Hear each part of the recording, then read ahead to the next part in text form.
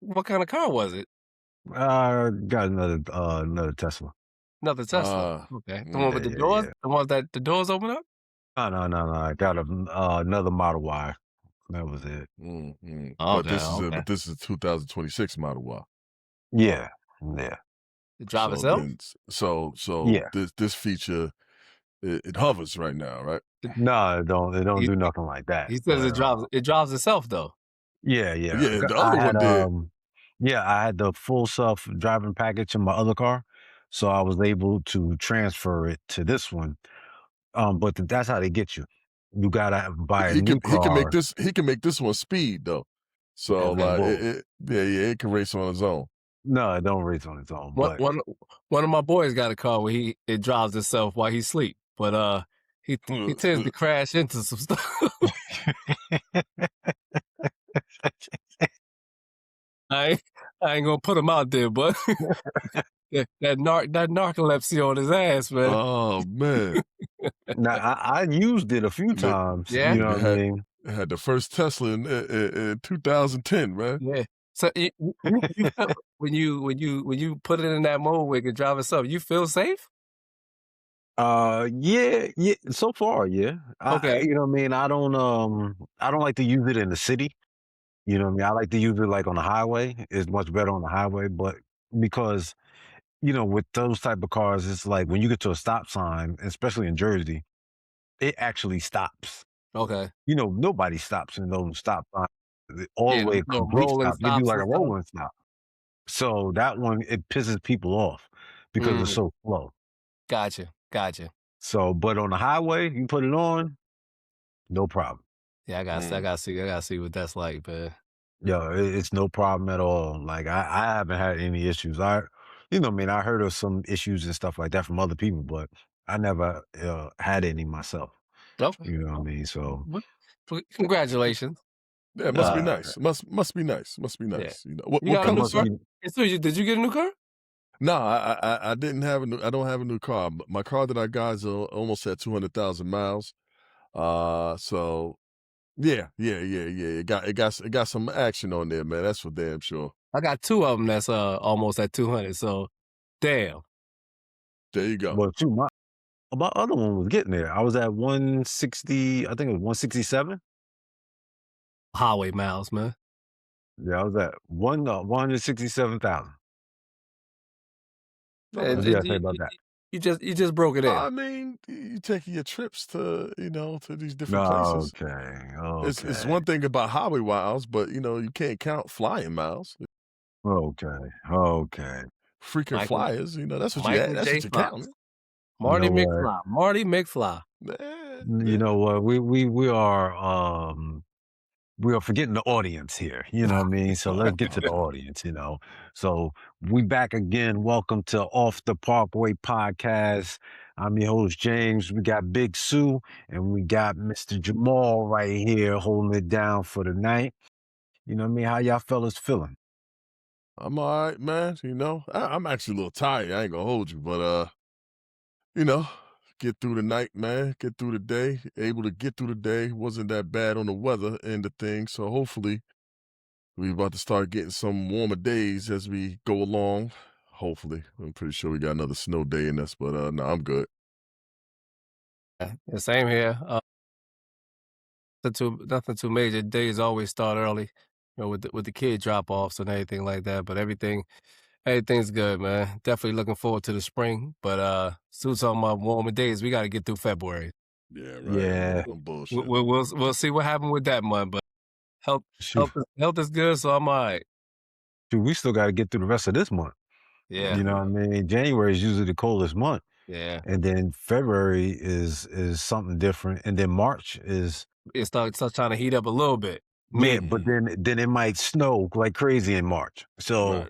you Yeah. never know what you're gonna get. But what I mean, before we hit this the list of things that we got, if you like this type of content, hit that like button, share and subscribe. I don't care who you share it with, man. Share it with your friends, share it with strangers, share it with anybody you want to share it with. Just tell a friend to tell a friend. You know what I mean? We just need some support. That's all we looking for. Just give us a chance. That's it.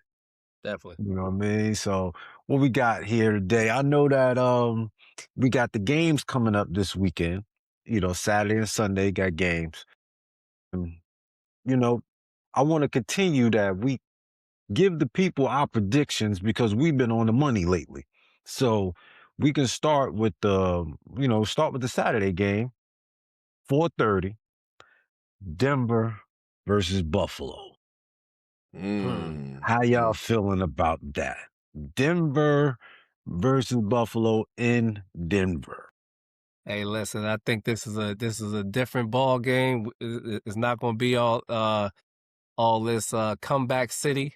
Um, and I think you got a different beast. And well, actually, both teams are pretty good. So I do expect that it's going to go down like to the wire because both teams don't give up. I think they both had that identity where they're going to fight to the end. But with my prediction, I gotta go with that bad man of Josh Allen. Mm, Yeah. So, Going Bills. I'm going this Bills. is obviously we got to add the caveat that this is Smooth's Mr. Gaines, Denver mm. Broncos that we're talking about Yeah. right here. You know what I mean? Against pandemic P's Buffalo Bills. You know what I mean? And, for anybody who's following us from the beginning, we know P was on here, and Buffalo was his team. So that's a matchup right there. So I think, man, this is gonna be a tough game right here. And I think it's a it's a tough draw for Denver coming off a bye to go up against that team right there. You know what I mean? Now Denver has been good all year. They've won their games. Very solid defense, very solid defense. And if Yeah. Yeah. we go back to that game that just played on Monday with the the Steelers versus Houston, we see what a good defense can do in the playoffs. You know what I mean? And as you saw what Houston did to Pittsburgh, they demolished them. So, and I know I'm kind of stretching out this prediction right here, but I'm just thinking about the game because I was on the fence, just asking it, but as I'm talking it through, Denver has that home field advantage, and the home field advantage they got obviously with the crowd and all that stuff is they got that altitude, that high altitude that a lot of teams tend to struggle playing Yeah. in. Um, they got cold weather, but Buffalo's a cold weather team as well, But my prediction, I gotta stick with it, and my prediction has been that Buffalo is gonna go to the Super Bowl.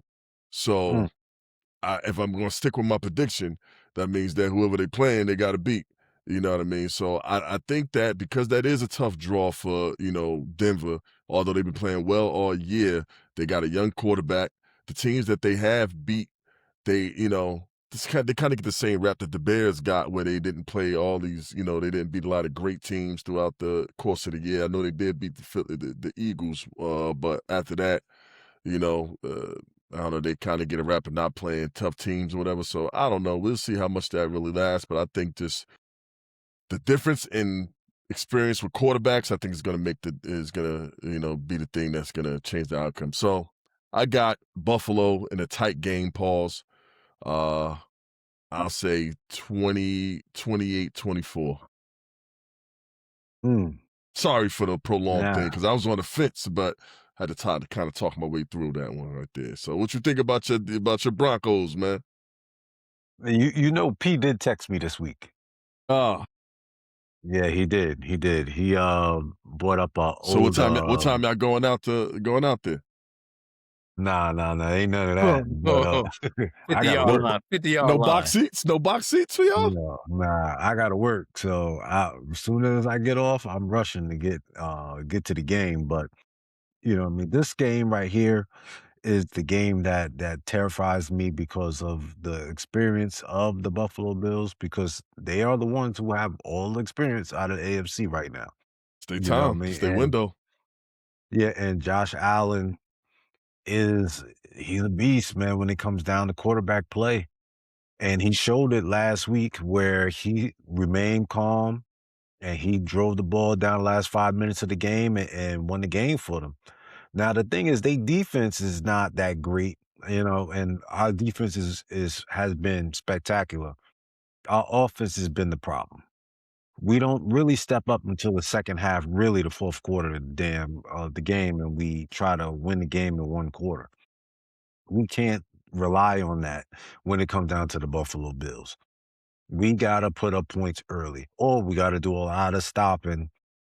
They can't score. We gotta keep the game tight. Mhm. Now, I personally gonna say, hey, our defense is gonna hold us up and put us in the right position. Bo Nick's gonna have to execute. I'm going with us. Denver by 3. Okay. Denver by 3, yo. I think Field you. goal, field goal last minute of the game. Mm, That's all I'm seeing. okay. Mm. Okay. I love the Okay. confidence. I love that you're sticking with your dudes, man. That's good money So right so there. so you believe last drive Broncos got the ball, they can march down the field Yes, on the Bills? yes, Okay. yes. What Yeah, happens we if we shown what that happens if we what shown happens that if all season. what happens if Josh got that ball at the That's gonna be a problem. He got the ball at the end. It's end? gonna be a problem. It's Y'all gonna got a be a defense, problem. man. Hey, man, Pat Surtain, man. Listen, y'all got a couple all pros on there. Yeah, man, Yeah, this is gonna be a good I one. agree. I agree. It's just the problem is with the defense, and I believe in our defense. It's just the fact that Josh Allen is not your regular QB that's going to easily go down, pause with like one hit. He's going to No, need no, no, no. multiple. He's tough. He's tough to tackle. He's like Big Ben in that sense. That's what Yeah, I'm yeah, saying. yeah. So he's going to tie up a lot of guys trying to, make a play. So that takes away from, everything else that's going on. So I don't want to see any mistakes in the secondary, anything like that. So that's what I'm saying. Hopefully we can have it at the end. If not, we in a good position where we got the lead. I'm thinking more like I'm gonna say something really want me to say 17-14. You know what I mean? That's what I'm looking at right now. But you never know. That's You probably know what I more mean? realistic though, because Denver don't put up big numbers, but No. they hold you to so yeah, that's probably more realistic than my score. Hopefully that's what it is. But, I'm a little biased with mine right now. So, I'll Oh, be you on always point been with everything biased. else. You always been Yeah, biased for a I'm lot of things. okay, okay. You know what? Next, we're gonna move on to the next game, man. We got Seattle and the 49ers. What you know what I mean? Last week, 49ers looked good. I called the Niners. I So called the You Niners did. last You week. did. You know what I That was your mean? So prediction. if everybody want to believe in the Niners, I did it. Now Seattle, you know what I mean? They're pretty tough. They are pretty tough. You know what I mean? So how y'all feel about Seattle and San Fran? I'll they go gonna first, kick. so I'll go first, so I Go don't ahead, be so too long. Obviously familiar opponents, NFC West opponents. So they know each other. They played each other twice this year. Did they split, if I'm not mistaken? Um, or did San Fran win? But I don't remember. But I know they played Sure. recently, and San Fran they beat them, right, when they played recently towards the end of the season. Yeah, I Um, think so. yeah. Let's I see. I, I think at some point the injuries and all the stuff that San Fran's been playing without is going to catch up to them. Like they've done it, Kyle Shanahan has done a great job of just piecemealing all this team together, playing through the injuries, playing through different things. And they got some bad luck because every year, San Fran, for like the last 5 years, it seems like they've always had these good teams. They've always been a team that people looking at, and then injuries hit them throughout the course of the year, and it kind of mess things up. So I think at some point that's got to catch up to them. They playing on the road. They playing up there in Seattle. That's always been a good home field advantage for them. So I Yeah, they was think 1-1. there was 1-1. Yeah, that's what I thought. I think, you know, it's ready made for Seattle to win. And Donald does not play good in the playoffs. That's the only caveat right there about Seattle that make me not want to pick them is that Sam Darnold was not proving himself in the playoffs. And, Salah, he's been doing a good job on their defense and dialing up stuff. And so that's going to be interesting. Seattle's got a great defense, but I'm gonna just go with Seattle. I'm just gonna just go with my gut on that right there. I just think those injuries and what they're playing without is gonna catch up to them. As good as a play caller and coach Kyle Shanahan is, there's certain things you just ain't gonna keep overcoming. So, I'm gonna go with Seattle. I'll say a little bit of a shootout too. Yeah, I'll also see. I see a bunch of a couple of interceptions from Purdy as well. Who's he gonna throw this ball to? Kittles is good. Like that's a major blow, and not having Kittles there. Um, somebody who the 50-50 ball, he gonna get it. A little wild, a little crazy, not gonna be scared of the moment. Like he's no longer there. I don't. Yeah, I don't see this. I see them losing by like definitely a touchdown or more. Mm. I'm definitely going with Seattle. And like you said, they gotta go up there undermanned. Yeah. No. And I mean they beat you already. So it's not like you going up there with this this bunch of confidence, like, we could beat them. Or they know like we can't beat them. They beat us already. Nah, it's even. And now you're hurt. You don't have the manpower to really compete in these playoffs. I'm gonna go with Seattle on this. That's both of y'all over there. You know what? Hey, I gotta go with the underdog then. I'm sorry. I gotta go with the underdog, man. Fred Warner he's been practicing, so He can play? It look like he's gonna play Sunday. Wait a minute. I mean, Now, wait a minute. yeah, Wait a minute. Okay. he's been practicing, so I'm gonna go with San Fran. I'm gonna go with the system that Kyle Shanahan presents. And that Brock Purdy gonna be throwing that cheese to the backup tight end. I can tell you So that. Pause on so, that. they say it's a game time decision for Fred. Yeah, he's been practicing. But Yeah, what did he do? If He he broke plays, that, he's right? not gonna be 100%. yeah, he's not. But you know, what I mean, It I'll could take be, it. something inspiring for the team though. Yeah, Yeah, that's yeah. yeah. Okay. So you know, what I mean, I'm gonna go San Fran with that. I'm gonna give it. It probably would be a shootout, but I'm gonna give it. It's only gonna be a 7-point win. I give it that. You know what I mean? So probably like 28-21. I'm gonna go with that.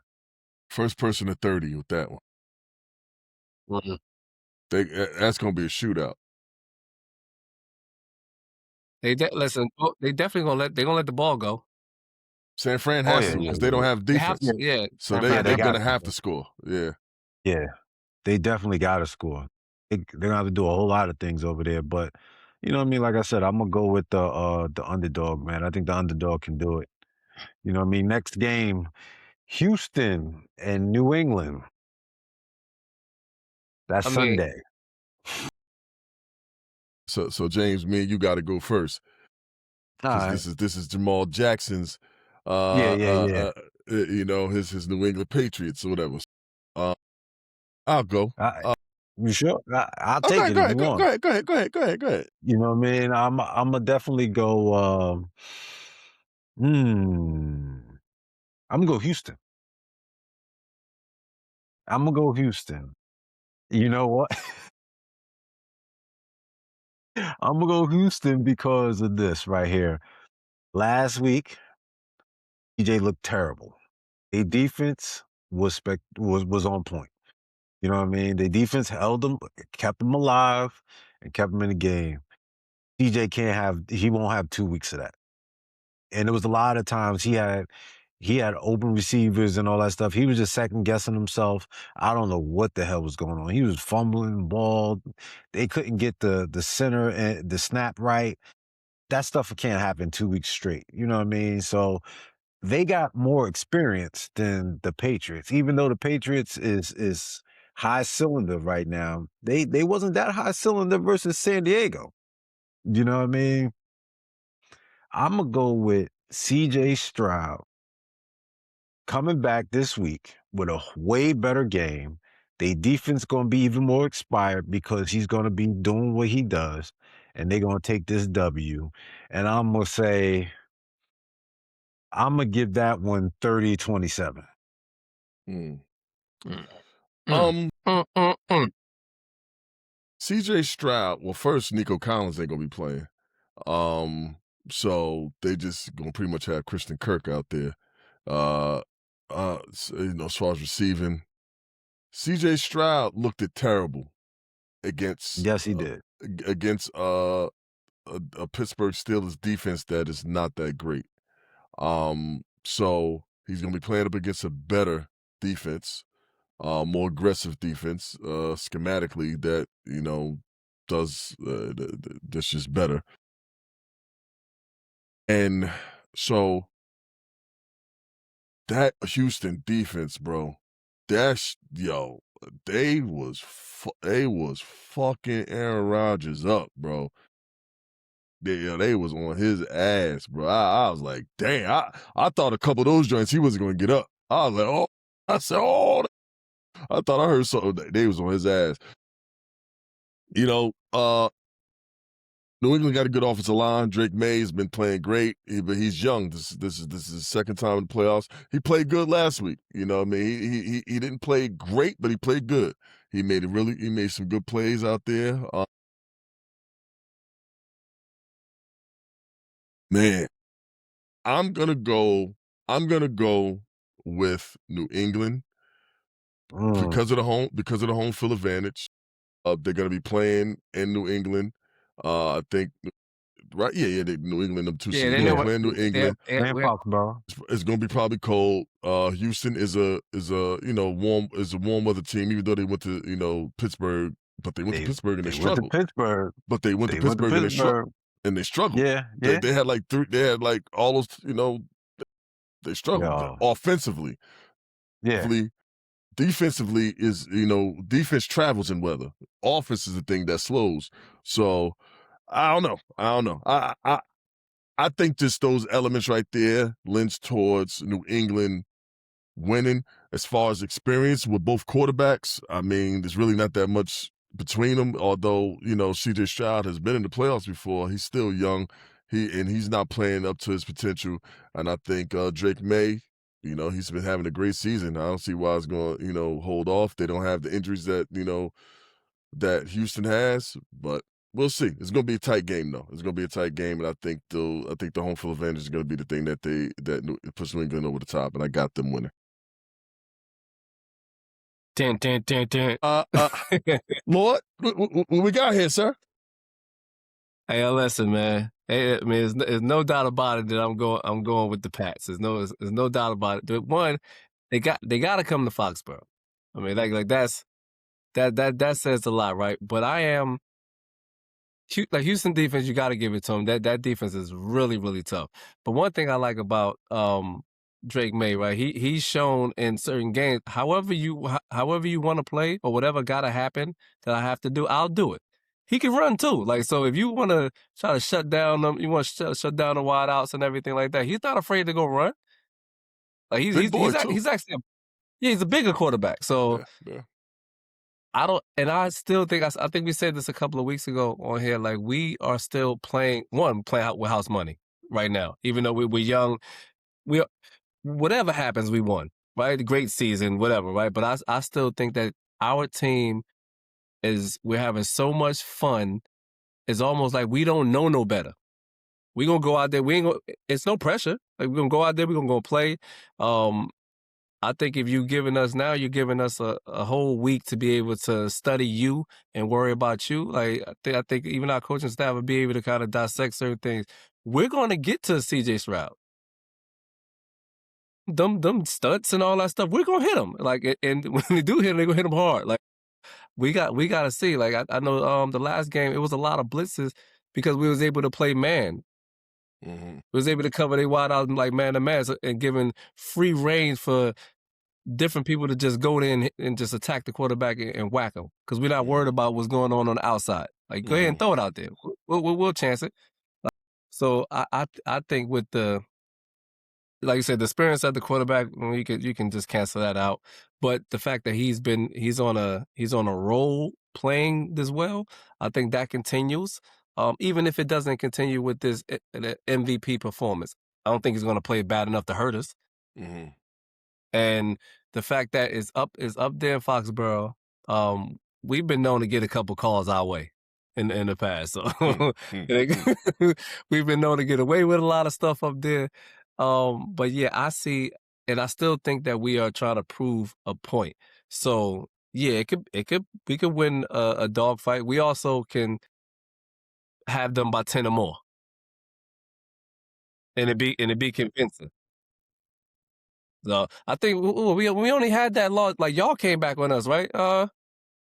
James, yeah. Like I think y'all had a Yeah, we came right. back and Yeah, won. Yeah. we ain't have too many of those, right? So we've been okay with kind of if we get up, we can stay up.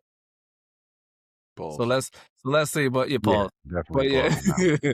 but listen, Definitely. I'm That was going. aggressive. They That got was it. aggressive. I know Vegas got us by 3. I'm gonna go 7. I'm gonna go 7+. Okay. Okay.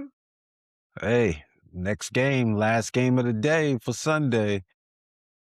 Sue's Bears. I know he's looking forward to it. I picked the Bears Bears. the last Am game. I picked the Bears the last game. I picked the Bears too. Okay, I okay, picked the okay. I Bears picked the too. Bears. Bears versus the Rams. Matt Stafford versus Caleb Tom Brady Williams. Whoa. I don't even wanna do the The, segment no more. the, That yeah, was a that's murder. a lot. And okay, so they got to come to Chicago, right? Yeah.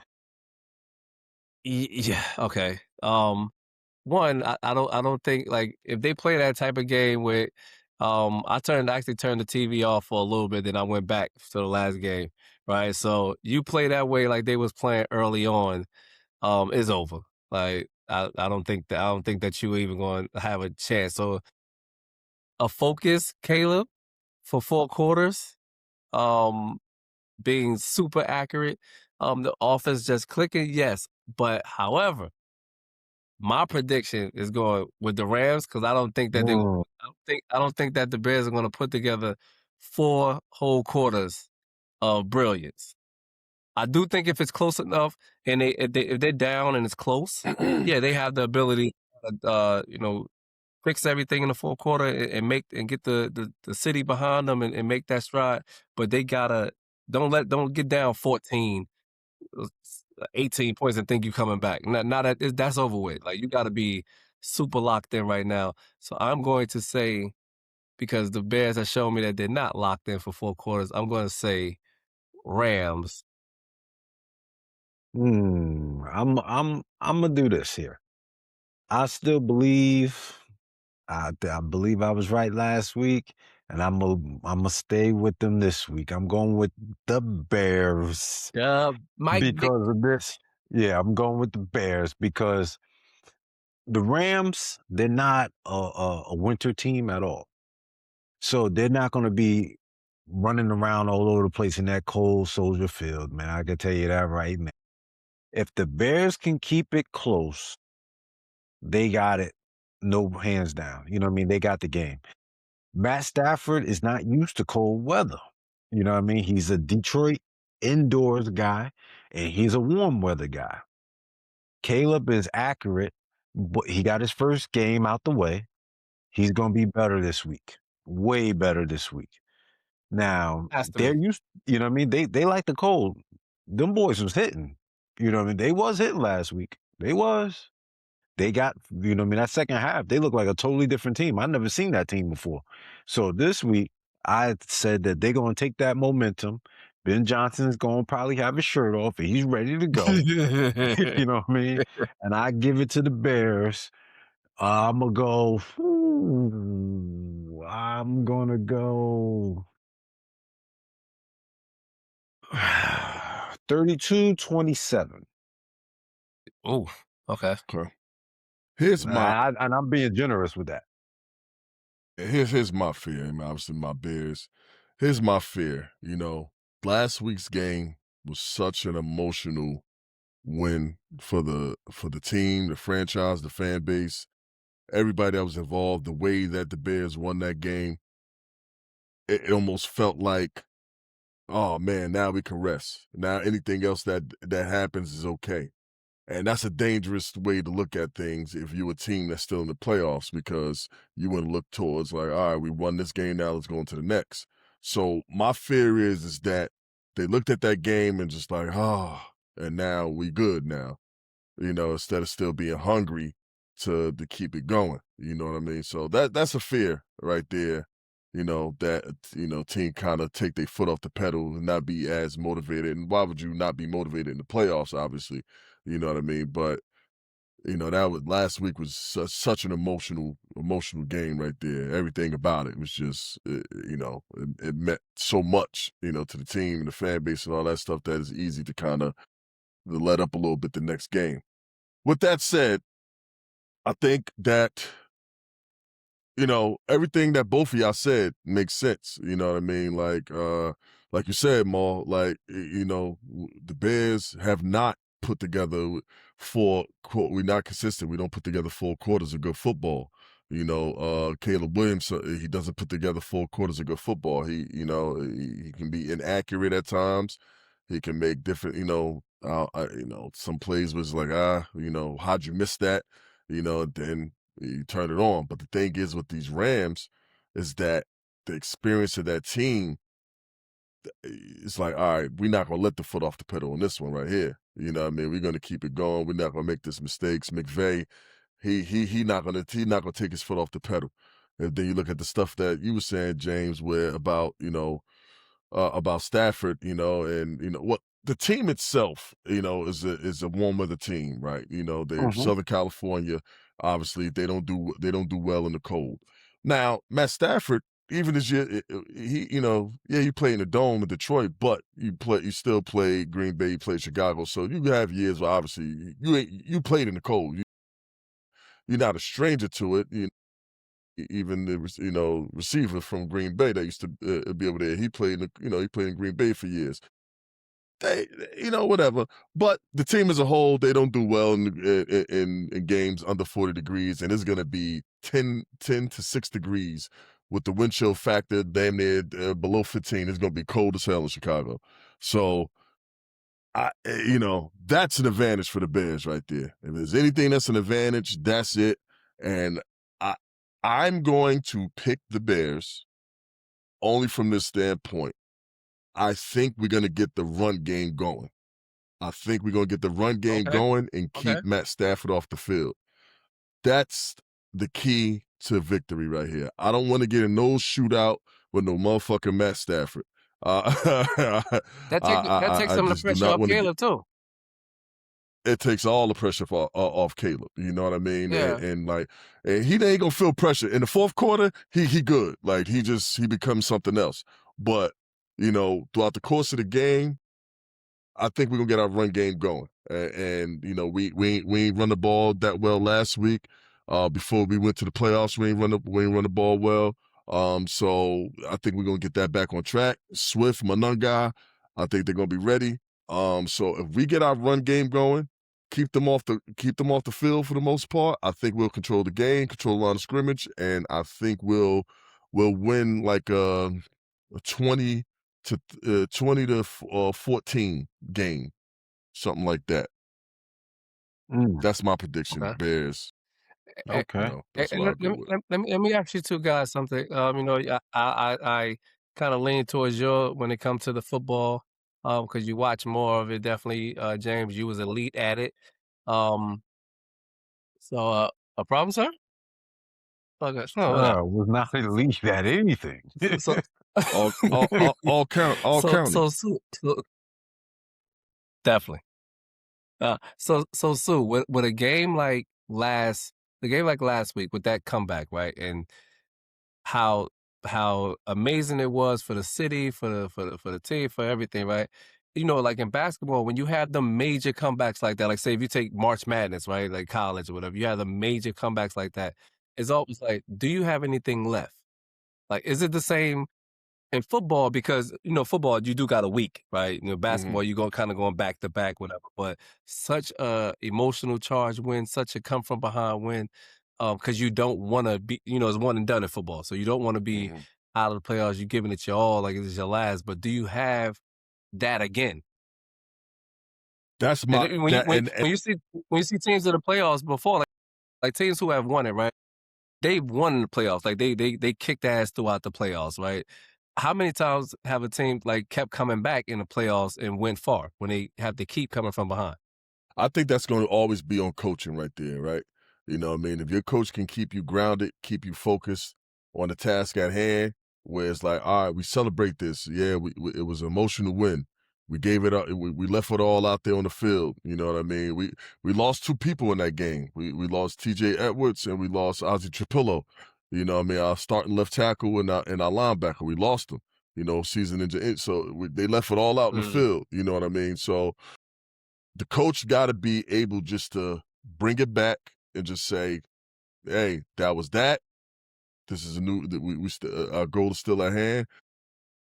I think in a regular season, maybe you get that hangover. Hopefully, with the playoffs and still so much to play for, they get refocused and just look at it like, all right, that was last week. It was great, but now we got to keep going forward because at the end of the day, this shit's still wide open. You know what I mean? There's no Pat Yeah. Mahomes walking around. There's no Tom Brady walking around. This shit is wide open. You know what I mean? We don't know who gonna win this shit. I, At all. I don't think even if the Rams beat the Bears, I don't say that the Rams is gonna walk in and win this shit. I don't think that Denver just gonna walk in and win this shit. Buffalo can walk and win this shit. You know what I mean? And that's one of the reasons I'm like, as biased as my team, but that's one of the reasons I think if anything, like we can go in there and possibly win it all, because who else is there that's just Shit wide open. it's definitely Any like one of you these can teams can win. Yeah. Except for San Francisco, they too hurt. I don't care. But if they Underdog. beat Seattle, they can easily they can beat the Bears or LA. You know what I mean? Like they already beat the Bears. You know what I mean? Like and if they beat Seattle, they show that they can overcome a defense and shit like that. This shit is open. This shit is open. Yeah. Pause. Yeah, definitely pause on that one, man. Yeah, But it was kind of wild. you know what I mean? Let's move on from the playoffs. Mike Tomlin, he stepped down as head coach of the Pittsburgh Steelers. He did it the day after their game. He addressed the team and let them know right then and there.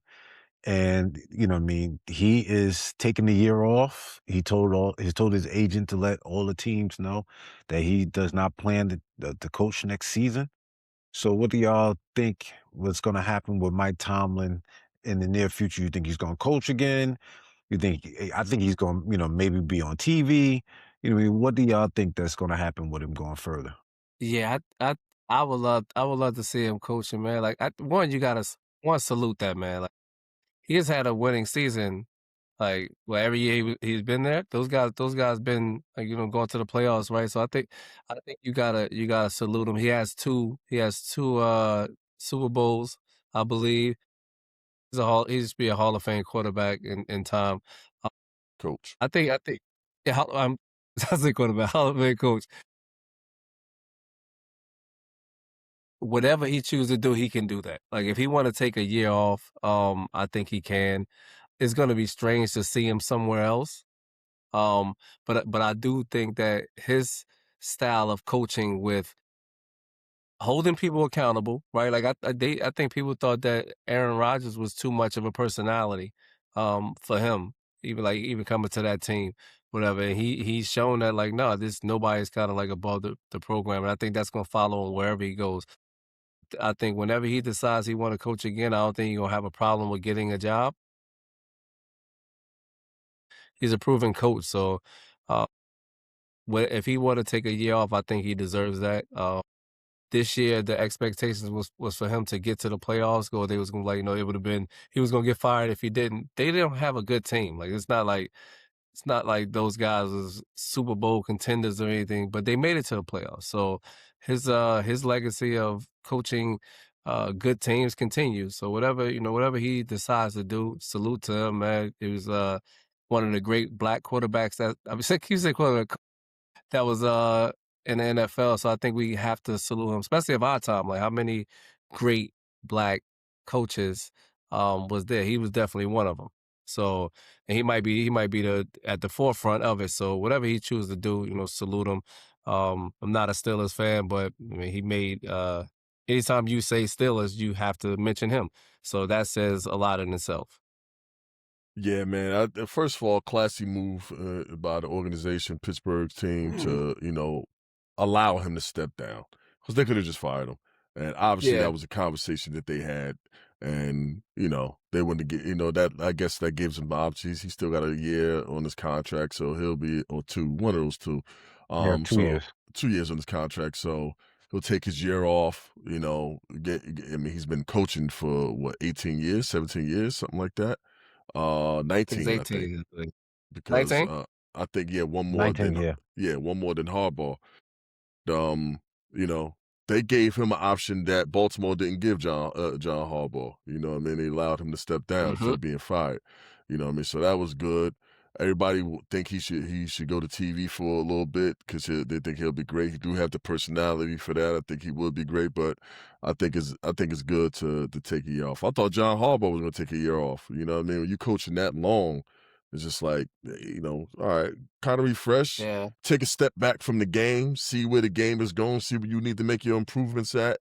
Take your time to see what team you think will look, would it be open up, for next year because like both of those coaches, I mean, we talking about Tomlin, they're gonna get jobs regardless. If they want to come back to coach, somebody's gonna hire him. That's not gonna be a problem, whatever. So he'll come back. Think it's good that he's taking a year off, give him the opportunity just to reevaluate things and change some things as a coach because some of his stuff was archaic, and he got to make a change to play in this day and age, and look himself in the mirror, see what he got to do to get take himself over the top and not make the playoffs and just lose. You know what I mean? This is cool. You just making the Yeah. playoffs, but you lost every year. Well, I'm glad it happened the way it did, and he wasn't embarrassed. He could take the time off and figure things out. So good for him. I think he was a victim of his own success. You know what I mean? So you get to a winning season, but he's always in the mid range of those seasons where it's never too good or not bad enough to improve going further.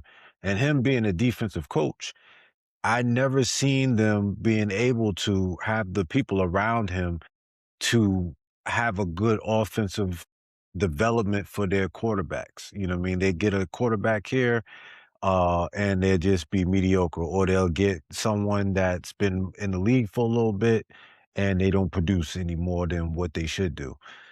So he's a good coach. He helped, the guys love him. I mean, a lot of teams, a lot of players love the guy. They talk about how he holds them accountable and how he's the players' coach at the same time. But like you said, Sue, a lot of his stuff that he does need to sit back and take the time to really map out what he wants to do when he comes back, if he does come back. He needs to have someone there that's going to help him develop the on the offensive side of the ball. They usually have a good time on defense, but their offense always lags every year. So shout out to him. Shout out to Mike Tomlin, but we'll see what happens in 2 years. You know what I mean? And on top of that, pause, Pittsburgh still will own his rights if he does come back the year after this one. He gotta go there. So no, he will have to get traded. Trade it. Yeah.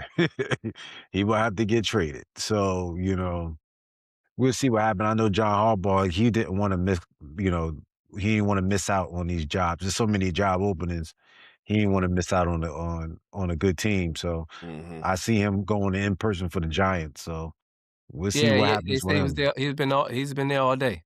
Yeah. So we'll see what happens with him. You know what I mean? But y'all want to go NBA or y'all want to go entertainment? I mean, Entertainment is always cool. we could just run through You NBA real quick. I mean, want to run through it? yeah, just real quick. I mean, just yeah. Did y'all see Giannis? they was playing Minnesota, and obviously, Minnesota. Well, Milwaukee's not having a good year so far right now, and obviously, Giannis been in the rumor mill for getting traded. He never formally asked for a trade, but they was booing, frustrated. The crowd was booing, and they was getting blown out. And this dude Giannis did a little, move baseline, got an and one, and he sat up and he's like, boo, and like kind of made this gesture back to the crowd and booed the crowd back.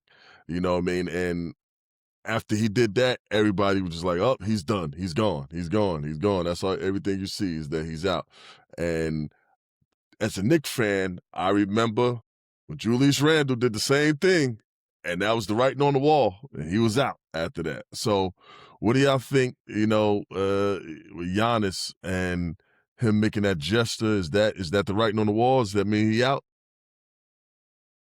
See, I don't know because Giannis. One thing, Giannis is outspoken. He's always been, and him not wanting to, like he's almost like he took pride in being able to win, like win the championship there. How he did it, didn't have to go try to like super team up and things like that. He didn't ask for trades or anything like that. So he kind of pride himself on it, and I think he would say it, right? Like, I don't like, yo, I don't wanna be here. The organization's not right. I don't like the fans not treating us right. I think he will actually say that because he seems to be one of the few dudes in the NBA that's really in touch with his own emotions, his own feelings and stuff like that. He verbalizes it. Even like, during the post-game interviews, like when he said things like, "Hey, like, Michael Jordan won 6 rings. He's played so many. So would you consider that a failure or a success?" Like he's able to kind of like just look at certain things and evaluate things and actually present it in a way that he feels. I think he's just frustrated with losing, right? I think he's probably frustrated with the organization not putting the right pieces because he wants to win. Like he's had a taste of winning a championship early, right? So and what stopped, I know some injuries happened like the following year and things like that, but he probably wants to get back because they have done it before. Like they did it, I guess, the so-called right way, right? They won with their guys. They didn't trade this and go get super team, like I said. But I don't think that is he's doing that because he's like, yeah, I'm done here anyway. I think he's just frustrated with the crowd, the organization, all that stuff, and he wanted to be better than what they are. James, what you Yeah, think? I agree with that, Jamal, that he's frustrated. But I need Giannis to wake up. You know what I mean? At the end of the day, he wants to put a good roster together. Stop trying to employ all your family on the same roster. You know what I mean? I'm sorry. You know what I mean? At the end of the day, you got your brother, you got your uncle, your grandmother on the damn roster. You can't have that, man. You think you're gonna win a championship or get to the playoffs? You know what I mean? Come on, Giannis. And you need to stop playing. You need to decide what you're gonna do. Because right now you pump faking every 5 minutes. Every time you saying one thing indirectly, and then you come out, oh, I ain't say that. I ain't doing this. I ain't doing. I'm here. I'm here. You stuck right now. So until you say that you want to get traded, you're going to have to put up with this nonsense. Eventually, the fans are going to get tired of it, even if it's Milwaukee. They're used to losing like that. They have a history of losing, but he spoiled them. He showed winning basketball. So right now is either you going to show that you can still have some fight to win because that game they ain't look like they had any fight left. It was no effort, no nothing. So they don't want no fans want to see that. Is either you going to get up out of there after this or you going to just deal with the BS. But if you want to move on and show that you're really here and you're invested, yo, take your family off the roster. That's all. I'll keep it quick. I think it is the writing on the wall. He's the best player in that franchise history, and that's a franchise that had Oscar Robb, that had, Lou Alcindor before he was Kareem, and Giannis might be the best, you can debate it, but he doesn't have to apologize for wanting better for himself while he's still got some prime years left. and he wants to be PC. He doesn't want to ask for it. He doesn't want to be that guy that asks for the trade. He want to look like the guy that's grounded and doing it the right way. But at the end of the day, you can't have both things. You know what I mean? You can't have it both ways. If you want to win, it ain't gonna be with Milwaukee. You know what I mean? So Not at all. either you're gonna be satisfied with the direction of your career is gonna go by staying with this team and just know that it's gonna go through a rebuilding phase with you still being a part of it, or you're gonna have to ask for the trade and then go from there. And that's what he's got to figure out for himself. You can't get bad at the fans and boo back because that's gonna make you look bad. So, but the writing's on the wall. I think he's gonna get to the point where he's gonna ask for it. The trade deadline February 4th. That's a couple weeks. You might see something. But James, just know when he get traded, that family going with him. All right. Hey, they they can better have, come. they better have They can three come. spots. Thaddeus, you'll see Thaddeus and everybody in New York. Yeah, they can come to New You call York, that nigga but they gotta sit Thaddeus. in the regular seat. Who the fuck is Thaddeus, man? Whatever his name is, the Thaddeus or whoever. The Nassus. Whatever. We call that nigga Thaddeus now, man. Man, they gonna put he gonna go sit in the regular seats. You know what I mean? That's it. But you know what though? I wish that he would ask for a trade because I don't see I don't know what happened that year when they won it. He was rocking, of course, right? But it's not happening no time soon. And Giannis is a mega superstar. Top five in the league. Yeah, he's a mega. And I don't want him to be consumed by Milwaukee and disappear. Yeah, because it can happen. Yeah, you gonna kill. Giannis is a walking triple double, but it's gonna be meaningless. Granted, we all know that he can also have a meaningful triple double too. If you put him in the right situation in the playoffs, he's gonna do exactly what he do. But right now, he's just gonna be putting up numbers, and I wouldn't want that for him because he's great. Well, yeah, man. Let's switch gears from the NBA, man. Let's talk about some. Me off. Let's talk about some stuff that's going on these social media streets, man. These IG streets, these skits, man. Drewski, man, he done did a whole skit that got everybody talking, got people in their feelings in the church community. He got people laughing. It's all different type of emotions, man. But I know we've seen the Drewski, the newest Drewski skit where he played the pastor in the mega church. You know what I mean? The ones that be all, with all the histrionics, the attention grabbing stuff, flying through the audience, asking for money, and he kind of spoofed it, but it got some people mad. What y'all think about it? Yeah, me personally, I don't see no lies being told there. No, that's just how you know what I mean. They go over. I'm not gonna say all mega churches are like that. I'm gonna put that out there now. Not all of them are like that, but there are a select few that are like that, where the pastor or whatever they want to be called are, getting that money coming in, and they're showing it, they're displaying it, and they got all the stuff going on in church besides the church part of the of the service. You know what I mean? I seen one where it had fireworks and stuff coming out. I'm like, yo, you don't have to do all of this for church. You know what I mean? Church is simple. You know what I mean? You go in there, you relate to the people, and they will support you.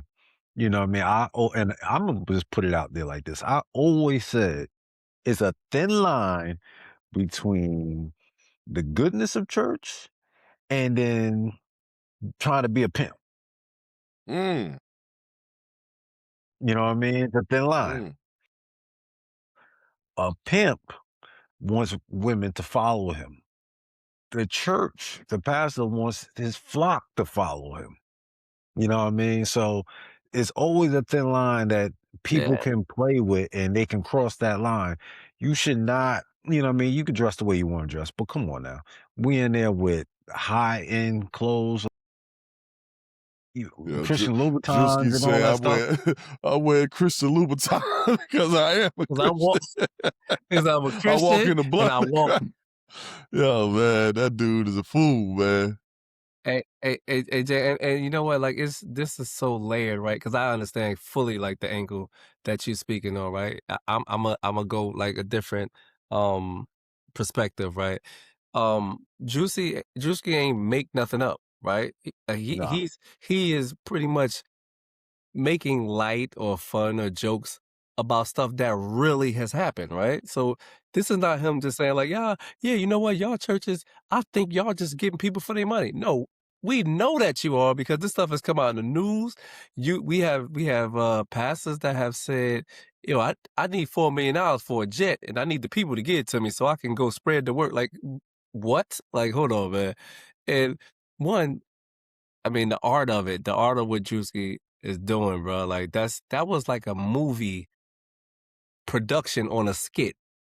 Like that's really people in the background. So I admire like what he's doing. He's all on commercials, and all that stuff. So salute to his creativity and the platforms that he can bring about with jokes and stuff like that. But he ain't do nothing but shed light to what those pastors really be doing. Like they out there, like the one dude out there throwing his jacket around and people falling out. I want to go to that church.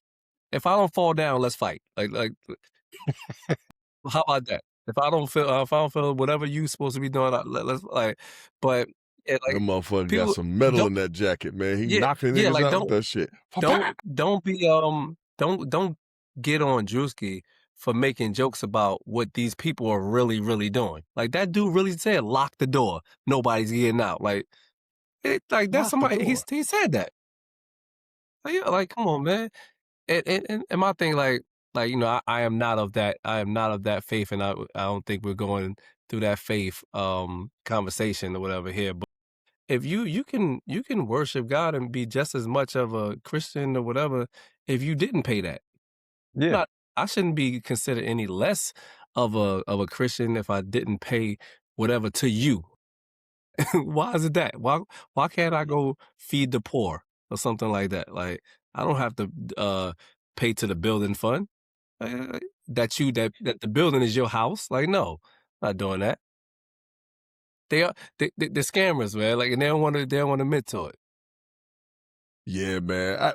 First of all, like you said, Ma, like shout out to Drewski, man, because whether you want to be mad at it or not, man, you can't deny the man's Funny. talent. His mind. I don't know if he got writers that help him with this stuff, but Drewski has been creating skits and tapping in to things within our culture that we've seen.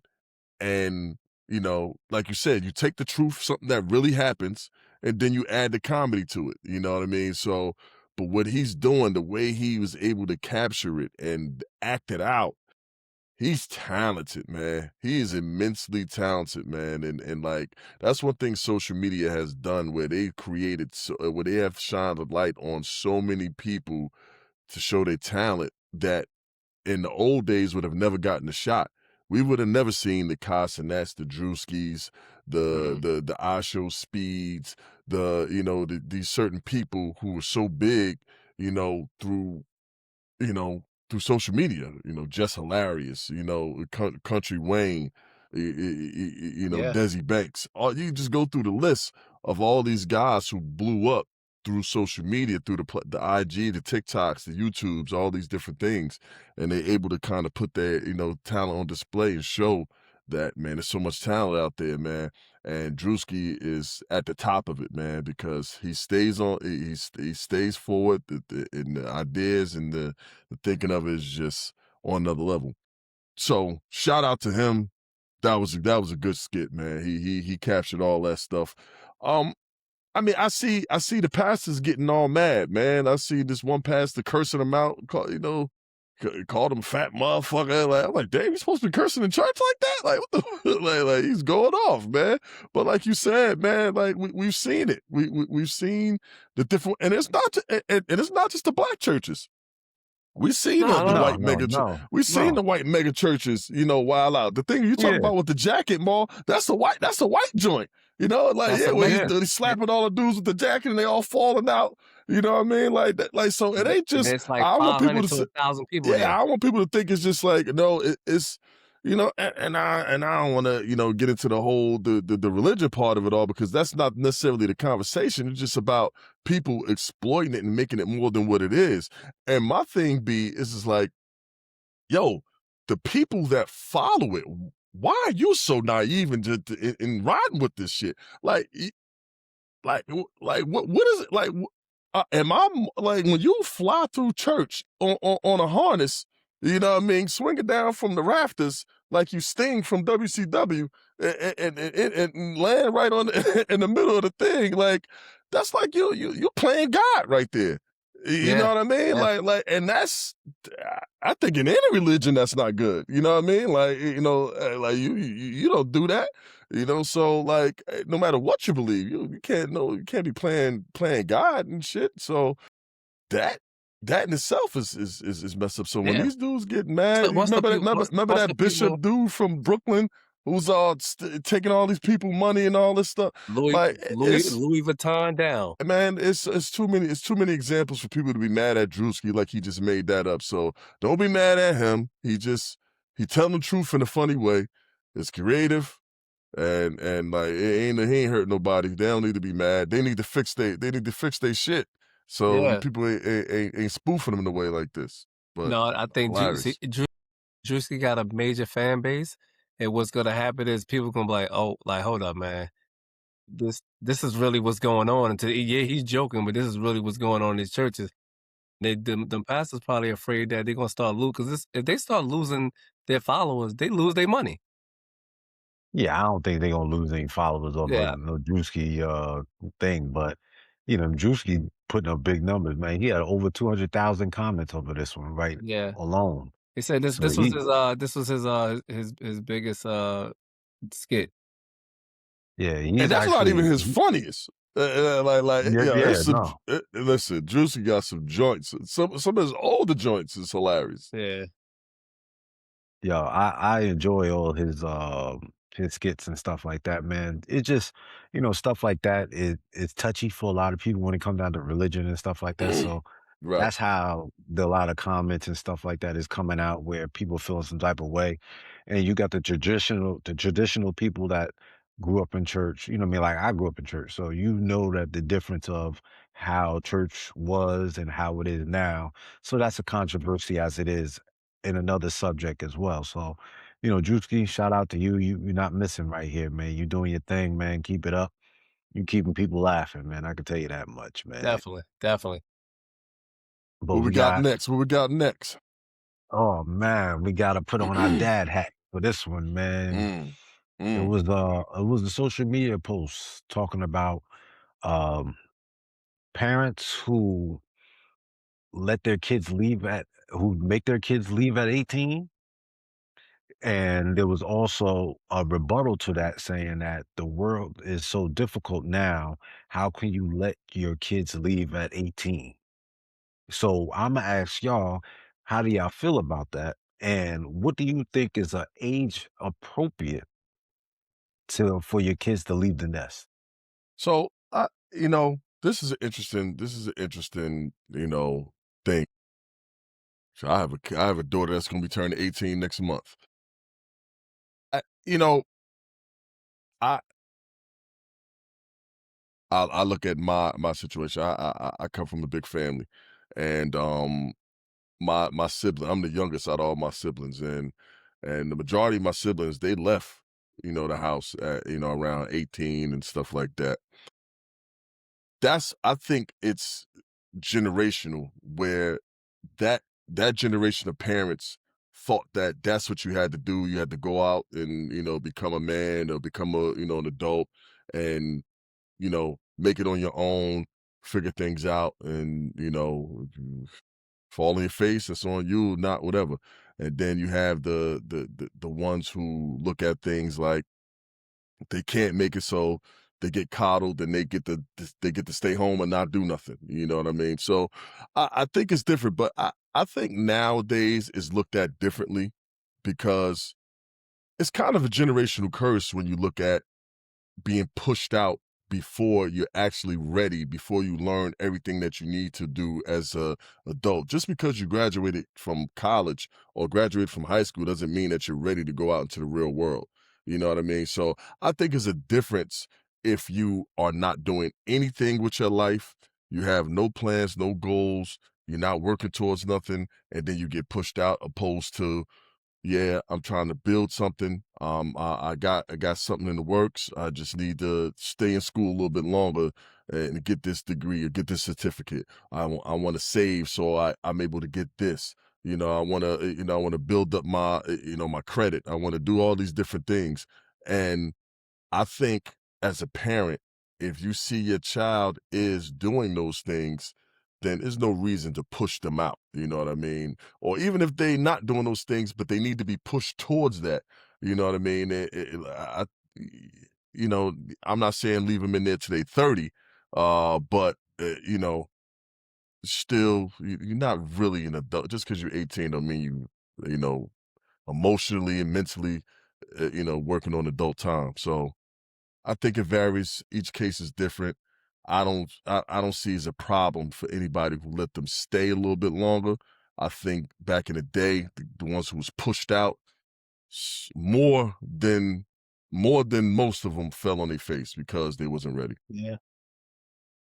Yeah, and I think, like, where we're from, right? I think we don't understand.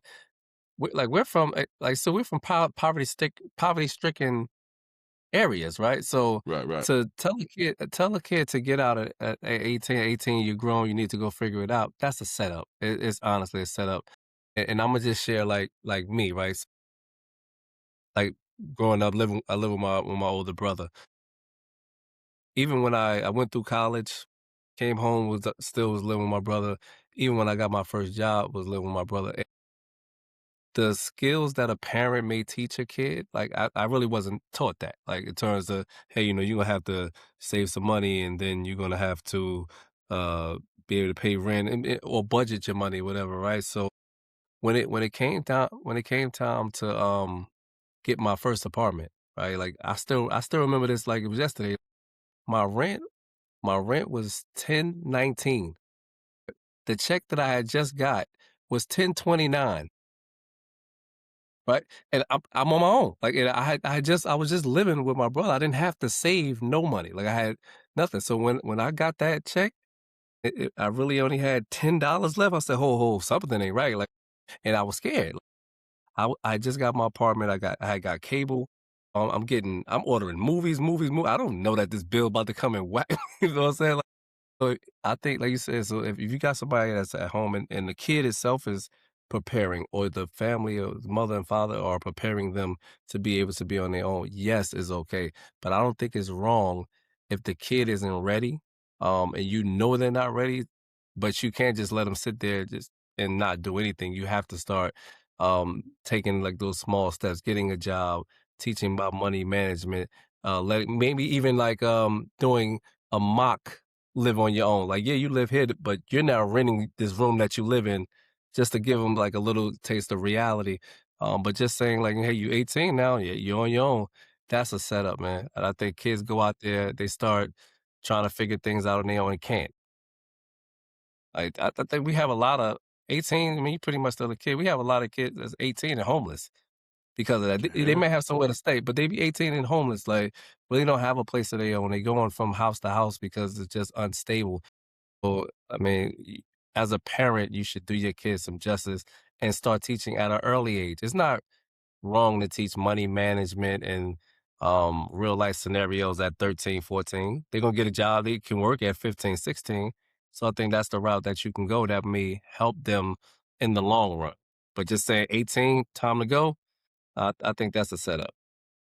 Now, I think this, you know what I mean? I think that it's good that we can uh bring our kids along with us on the journey on teaching them how to be adults. Hmm.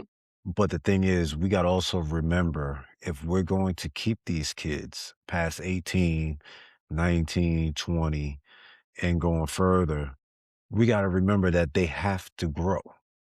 You know what I mean? So we have to, as parents, we're going to have to like, hey, we're gonna have to either change the way we think when it comes down to the kids because they're not kids. So when I say that is when they want to do stuff in the house, they want to have company, they want to do this, they want to do that, things of that. When what they want to do, we're gonna shut it down because we're the parents. Be like, yo, this is our house. You ain't having no, no dude coming to the house or no girls coming to the house, this and that, whatever, whatever. So if we're gonna keep having these kids past, their, adult age, we're gonna have to change our focus on what is more important on their growth. You know what I mean? Because at the end of the day, these kids, they get older, they choose to, they start to resent a little bit because they can't get the freedom that they want. You know what I mean? And they know they're not ready for all the freedom, but they still want some of the freedoms that come with it. You know what I mean? So it's either we get to the point where they're getting, what I mean, if the kids are being disrespectful, whatever the case may be, you're gonna have to separate. You know what I mean? At the end of the day, I don't want no kid disrespecting me in my damn house. You know what Yeah. I mean? At the end of the day, I just don't want that. But the thing is that am I contributing to his frustration or her frustration? That's how I look at it. I'm all for keeping them in the house, to help them grow, but it has to come with we gotta have some type of game plan depending on your kid. You know what I mean? If your kid is smooth sailing, then you can do what you gotta do. But if you see your kid are fighting to be free, you're gonna have to let them go. Yeah. I also think about like kind of guiding them. Yeah, they out and they only get their own apartment and things like that. And you probably are still helping with certain things. Let's say if you was helping with a car note, right? And they got their own apartment, they could take care of that. You was helping with car note and insurance. But telling them like, hey, I'm gonna do this for a year. So that gives Mhm. you a year to kind of get yourself ready. Because in hit, come January of 2027, I'm no longer taking care of this. So whatever happens from here on out, you're on your own. I'm giving you enough time to prepare for that. So I think guiding them in that sense should be okay. And I think it kind of helps them. They have to be mature or they can live for the day and think that that day is never going to come. And then they're going to be kind of shocked when it does. And sometimes they're going to have to, they can fall on their face in ways, but you can still be there to support them too. But like you said, them kids who are jerks, disrespectful, things like that. No, but it's tough too though, James, though, because that's your kid. Yeah, it's Like, tough. so It's so tough. so I think it is extremely tough. It's like, oh man, like I want to say like get the fuck out of my house and never talk, but that's your kid. Like I don't know a lot of people that just cut that tie off like that. And But and that's what I was that's his saying kid. before it gets to that point, and Yeah, you see that kid is frustrated, and we saying kid because they're our kids, but they could be 19, they could be 20, they could be 25. You know what I mean? Because some parents say you always welcome at the house. They can be freaking 30. You know what I mean? But you still treating them like they're your baby. You know what I mean? And they're living under your roof. you're welcome at the house till you get back on your feet. Yeah. Like, like, like not You know what I like yeah, you mean? can always come here. You got a place, but you ain't staying here for the rest of your life. Like, Because there's some situations where those their kids have kids and they're all staying in the same roof. You yeah, know what I mean? See, So that's where you're gonna lose me. uh, You start having kids, you gotta go. uh, exactly. Listen, ain't raising no more kids, bro. Lord. And that's the I wanna be that grandparent that you can bring your kid on the weekend, but you ain't living here. Nope. Yeah, I have a cousin. She actually go to St. Peter's, and like my family don't want her to leave, right? But she's the most respectful, helpful. She actually helps them. They're older, right? So she helps them there. She doesn't have to leave because they also understand how difficult it could be out there, like in the world with paying her own rent. So they allow for her to do that. But she's you know how sometimes you start kids start raising their parents so to speak, like helping them out. So she's super helpful. She's not one of them disrespectful kids. So in a situation like that, like they are making it, they kind of helping her out with understanding like, yo, this is what rents looks like, things like that. Like so when you're prepared, this is what it's gonna be. But Yeah. she's doing a lot for them in the house, so it's all good. We love her there. See, I know from my own experience, my mom was the type of mom that she didn't want us to leave. Mhm. She preferred for us to stay, you know what I mean? Yeah. As I tried to go, and she found so many different ways for us to stay, you know what I mean? So, she turned the basement into an apartment, you know what I mean? So that once we get to the point where we're ready to go, man, she knew while I was trying to get out. It was right in time with the people that was living downstairs, they left. She was like, "Well, you could take that right there." There you go. You know what I mean? That's Yeah, you know what I mean? yeah, And, it kinda helped because I needed to grow, you know what I mean? I was doing me, you know what I mean? yeah. I couldn't be in the house bringing things in the house and she's there, you know what I mean? So, it kinda helped, but then again, it didn't help all the way because she'll still find a way coming downstairs and seeing what the hell I'm doing and complaining, whatever the case may be. So, it helped. It was short-term fix, but you know what I mean? It's just the way how it is. Some parents just not ready to let go. Shout out to Rajak. I would have never left the house. I'll tell you that right now. I'd have still been there to this day. I just like we brothers, man. It ain't like father son. That's brothers, man. I'd have stayed there. Yeah. I wasn't paying no rent either. So what do y'all think is a good age to finally start talking about leaving the crib? I 23, don't 24. think you said 24? I Okay, don't think if we have to put an age on it, I think 25. At 25, you are grown, bro. Like that's what I'm saying. Like 23, 24. Yeah, we need to start moving in that direction.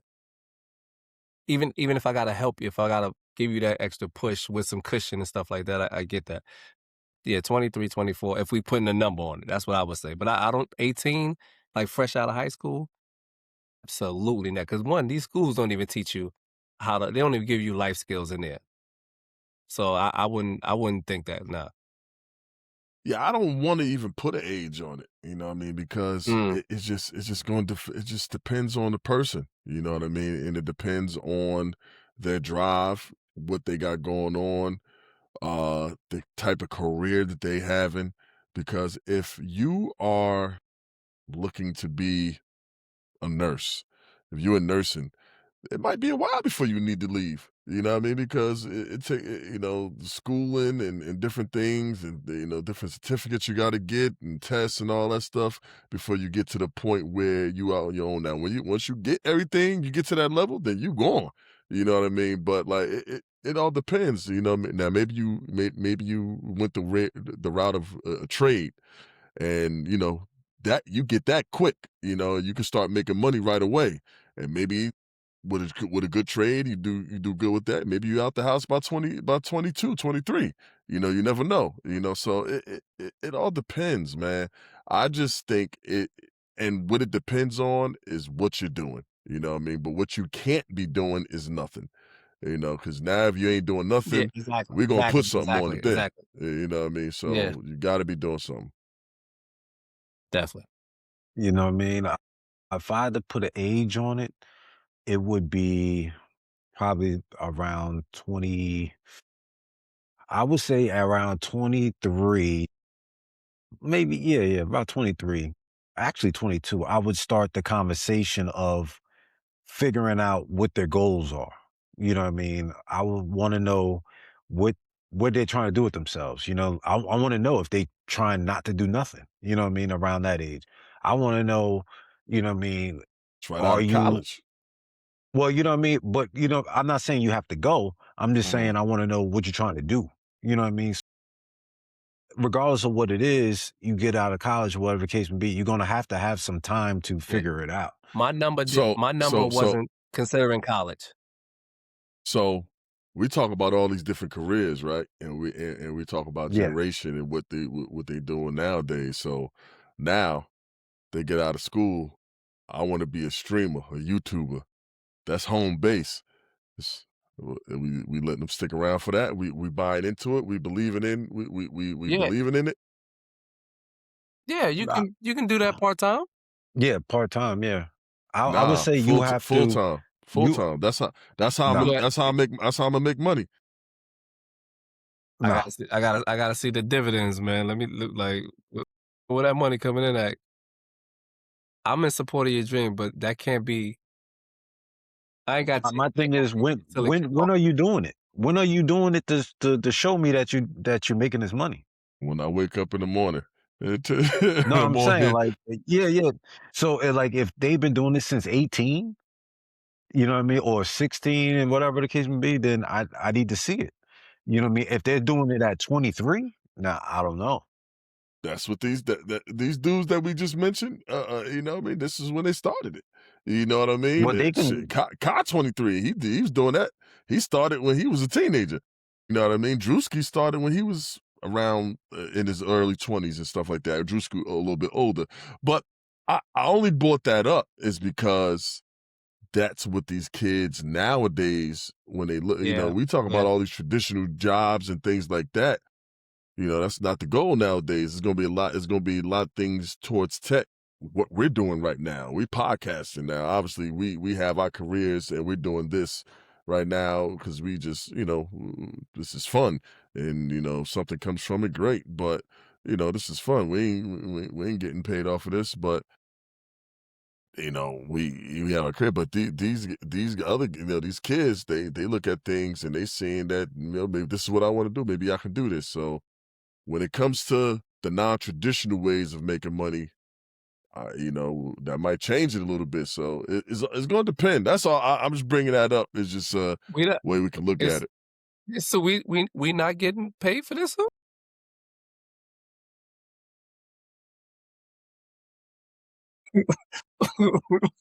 You ain't say that, bro. How the hell I log off of this thing, man? Nah, we ain't getting paid.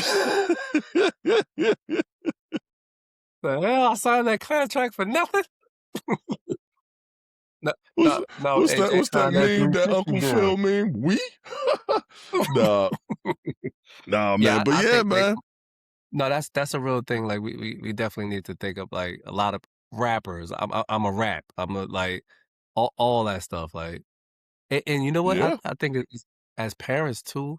I think you kind of gotta shape the goals because these kids, like I think we might have wanted some money growing up. Like these kids want views. Like I don't even know if they wanted to generate money. I don't know. You probably have to talk to a lot of them. But just being able to post a video, a rap video, and get 200 views like they will be good with. So I think you gotta kind of set their mind state or whatever if it's gonna be to bring in some income. Like you gotta do that early too. But yeah, there's definitely a lot to think about. But my number when I said 23, it wasn't considering college. I think if my kid went out to college, graduated, and like trying to find his way, I think I'm gonna support that. And I'm encourage it like as much as possible. You accomplished a hell of a feat by going there. Let's sit down and talk about what the next step is. And I wouldn't even put a date on that, but of course we're not going to talk about getting close to 30. You just graduated 5 years ago, like nah. But yeah, I would support that I would support them if they're trying to find their way after graduating from college. Yeah, because Yeah, I left a year after college. If I had to think about if I had it back, I would have waited. I would have waited until I was like 28. While I was working, while I was building up you know, my career and everything like that, saved so much money, I would have waited. You, you know, you just never know. But yeah, let's wrap up yeah, because but shout out to those kids, man, who don't have a support system Definitely. and they figure it out. You know what I mean? There's a lot of kids who do figure it out. When they're 18, 19, 20, they figure it out. They get their student loans and they fight through adversity and they do what they got to do. You know what I mean? So shout out to those kids, who don't have those parents in their life that can give them that opportunity to take a break. You know what I mean? They just have to go out there and Figure it out. survive. They Yeah. have to survive. You know what I mean? So I just like to shout those people out, man. And if y'all keep You know what I mean? If you're out there and y'all still working hard and y'all still going to school and all that good stuff, man, keep it up, man. Keep your head up and keep it going. But, you know what I mean? It was a good day. Another good conversation with the fellas, man. And this is paid. We ain't getting paid, Mr. Jackson. We ain't getting paid. Crazy. That's crazy. Maybe one day, you know. We ain't getting paid because we ain't got enough. We ain't got enough subscribers, man. We ain't got enough people clicking that like button and subscribing, man. So get Jamal paid, man. Get my man paid, man. We got to make him. We got to make him a shirt. We ain't getting paid. Yeah. But once again, this is Off the Parkway podcast. Hit that like button, share, subscribe. We'll see you when we see you. Take it easy.